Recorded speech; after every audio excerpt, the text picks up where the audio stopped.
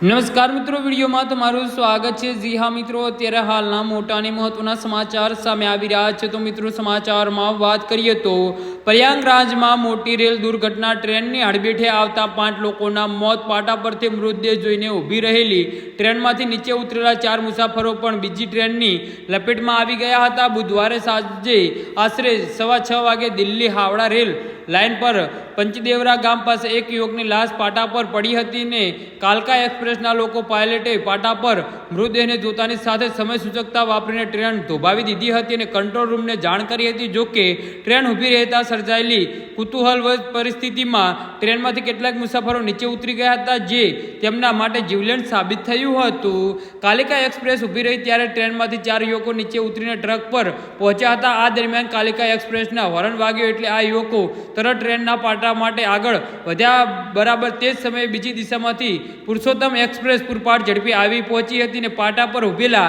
4 યુવકો પુરુષોત્તમ એક્સપ્રેસની અડફેટે આવી ગયા હતા અને એક ઘટના સ્થળે જ તેમના મોત નીપજ્યા હતા। આમ એક લાશ જોવા ઉતરેલા અન્ય 4 લોકોએ પણ પોતાનો જીવ ગુમાવ્યો હતો।